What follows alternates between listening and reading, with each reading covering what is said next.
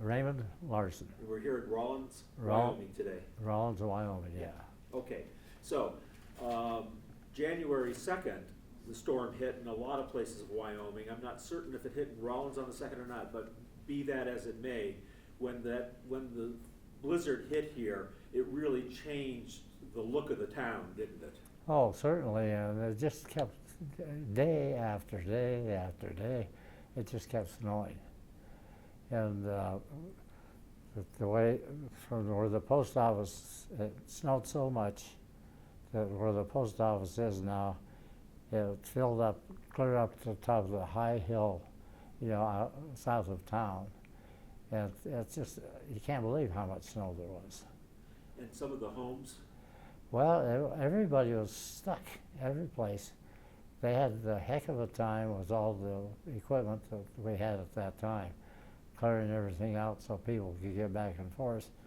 And I think, you have to talk to Dan about this, but I think they had fixed up some of the high schools and community places so you could, people could come in and eat that, couldn't get food and stuff like that. and I suspect there were a lot of people that were traveling that had to stop here and filled up the town too. Oh yeah, that's the other thing is that, as I was going to mention that San Kenton thing, but when they got found, there's just no people coming in. But the other thing was, nobody was coming through because all the highways from Laramie up to Rock Springs were completely shut, you know. And were houses completely buried, some of them here in Rawlins? Everything's outside the tracks that are all buried. And in different parts of town here, there were some of them that were buried. Some of the big houses that people built were sticking out. But most anything that was a single story squatted one, was covered up.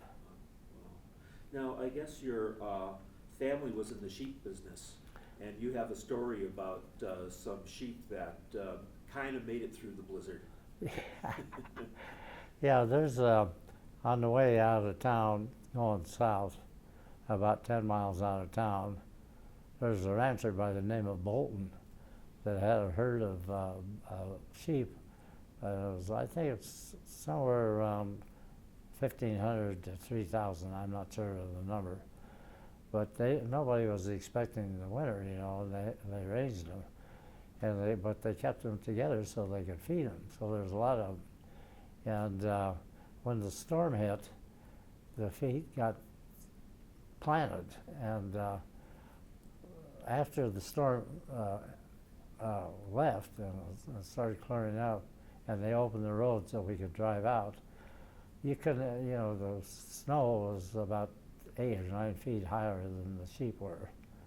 And as the summer went by, the snow would slowly melt, and as we would drive by, all of a sudden we'd see an ear sticking out of the snow, to get down a little hard. And it took a month or so until it got down, and it took until they got down clear dang near to the ankles before they all fell down. And it was like looking at a bunch of statues out there all this time. But and you have to see how much grass there is at that area now. Fertilizers. But they after the snow got down around their ankles, they just fell over? Right, they just fell over, and nobody did anything with them. I think a few people come in and got the good horns and stuff like that, but that was all. But they were frozen solid under that drift then. Oh yeah, they had died a long time ago. Yeah, well,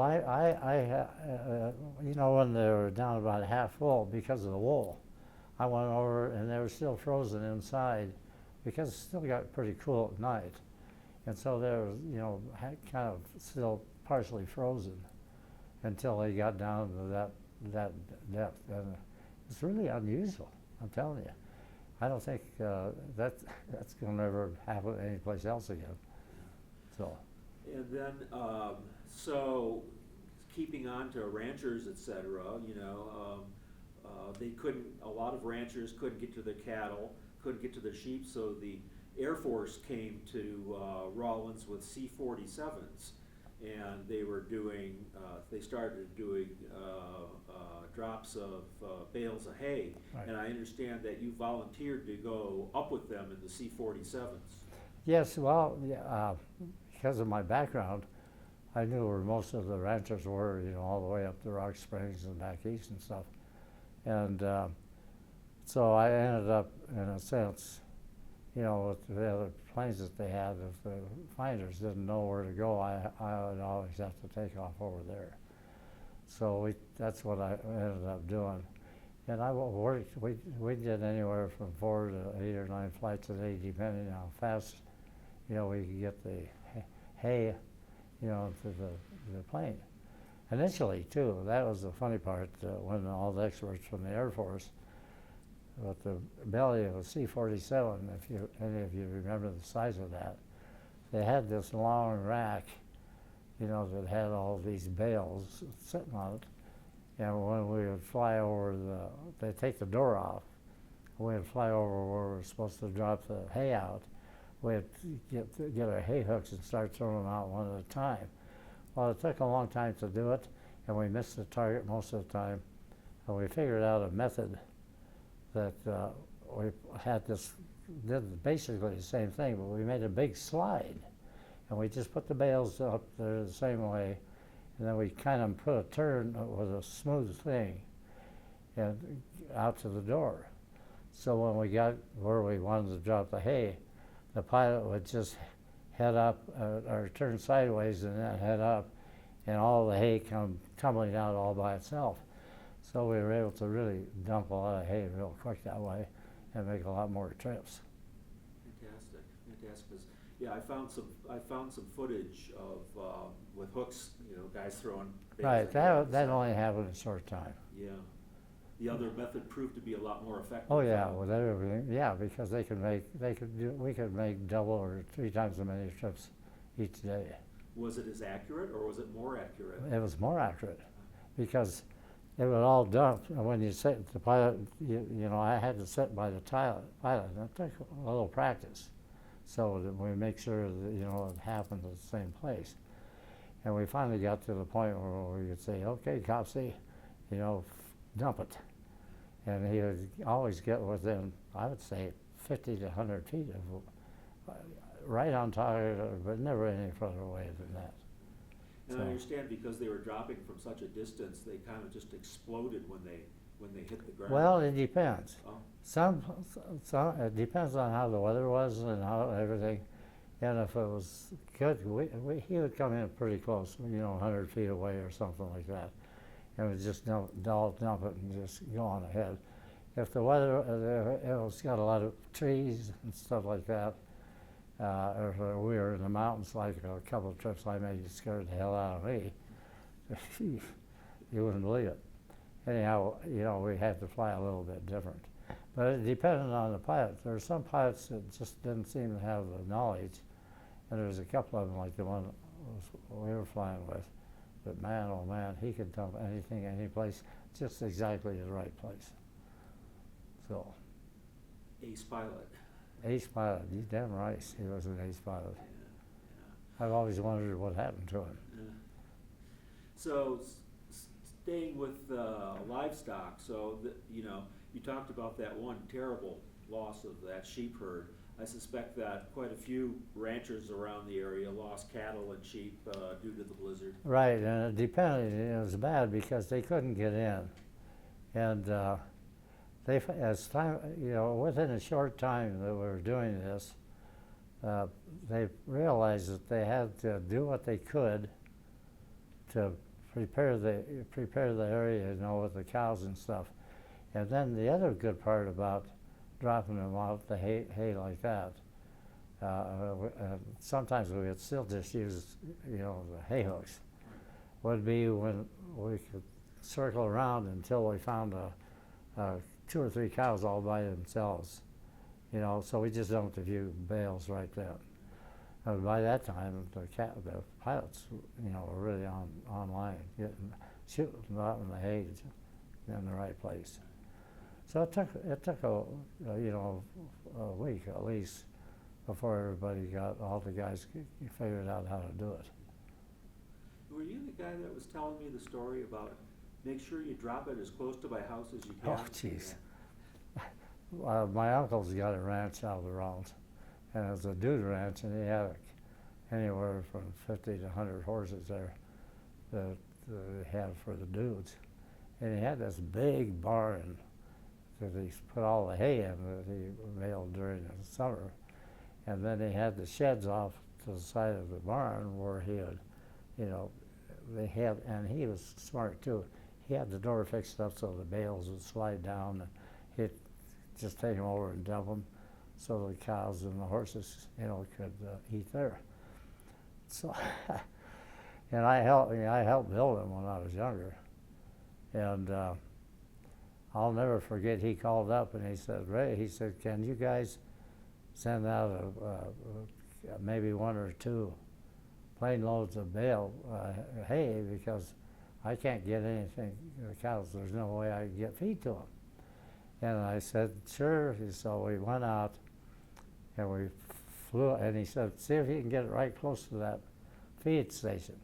I said, sure. So we did, and Copsey got about 20, maybe 20 feet too far out, and the snow was about 6 or 7 feet deep.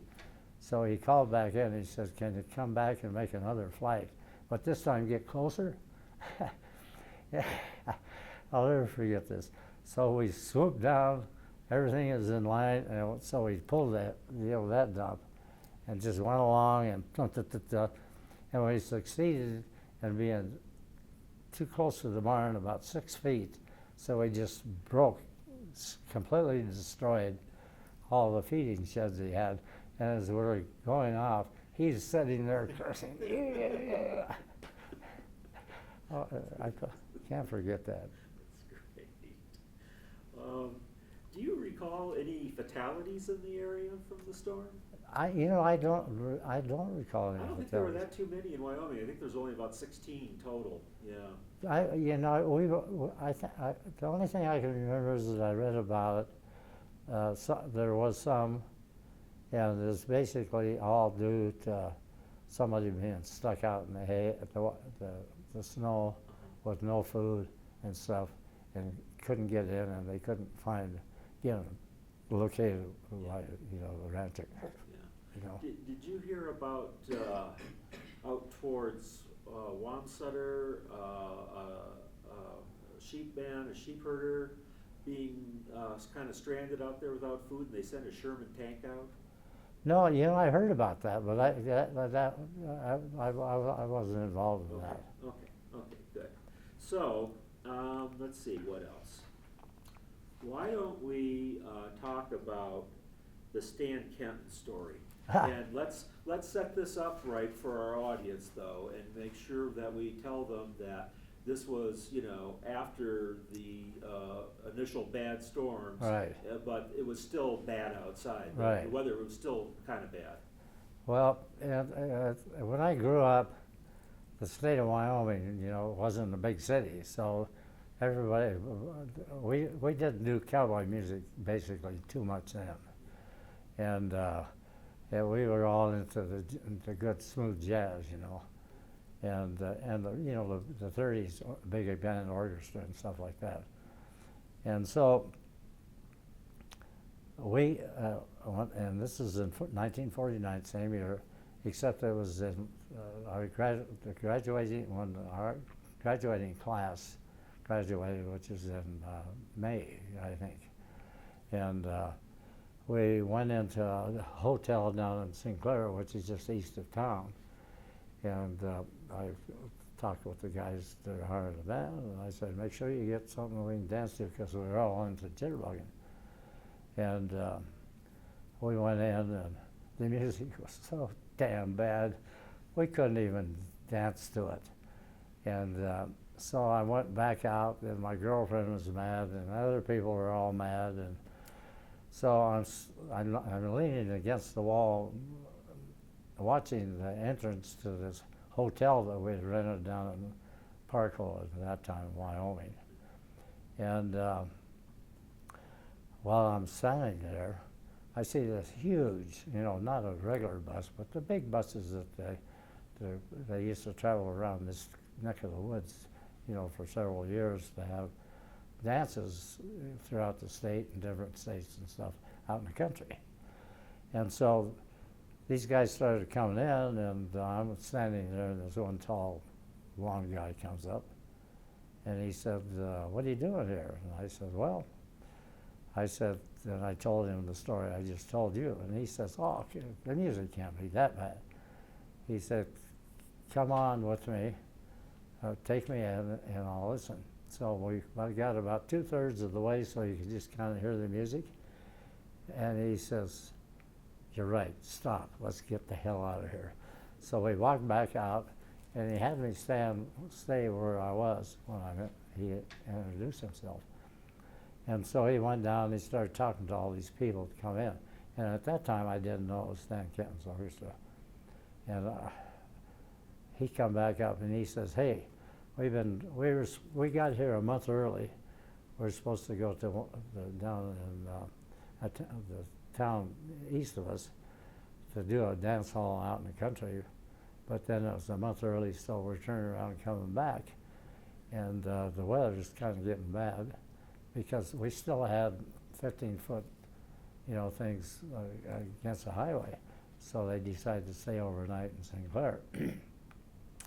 I said, "Cool." So he went down and he talked to these guys, and then he come back and he says, "Hey, we're from the Stan Kenton Orchestra, and we were supposed to do a gig, and but if you would get some guys," because I said something about my music background.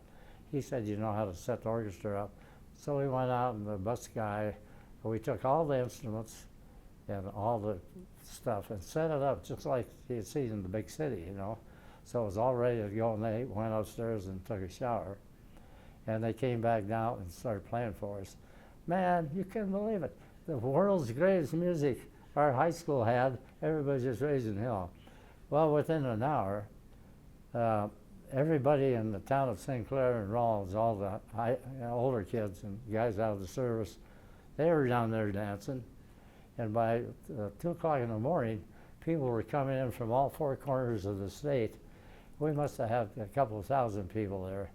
And they just played until 6 o'clock in the morning. It's the damnedest thing you ever seen. So then, they got over that. We got over that night, and then the next morning, they got ready to take off, and then they had to drive to Rawlins to get out of town. Well, another snowstorm hit, and they got snowed in Rawlins for another week.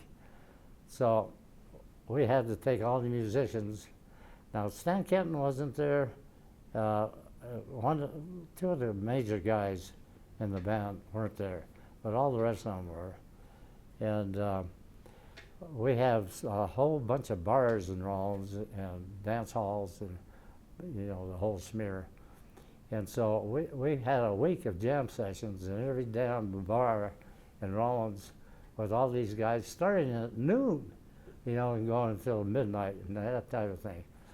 And there wasn't enough room for them all of them to stay in motels and stuff. And I know my mother had the big house, and she had 3 extra rooms, so she had 3 guys, Bud Shank and a few of those guys. One, I can't remember the other name of this other guy, but they're, part of the band. They went up and stayed in my mother's house. But then other people, ladies, the old timers, had extra rooms in the big houses.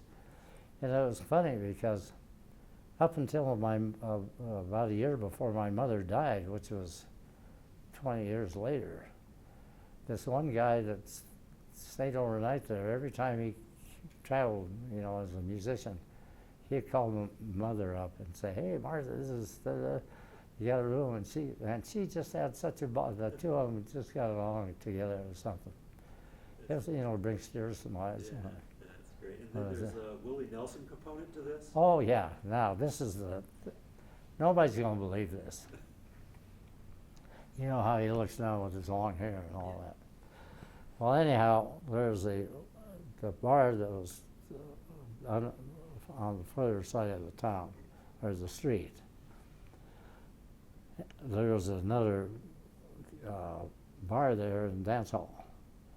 And so Bud Jake says, hey, we've never been over there. Let's, a couple of us go over and take a look.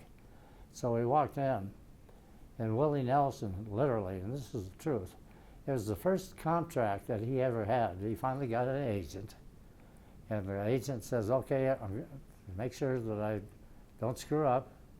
And this is what he said. Willie Nelson said this.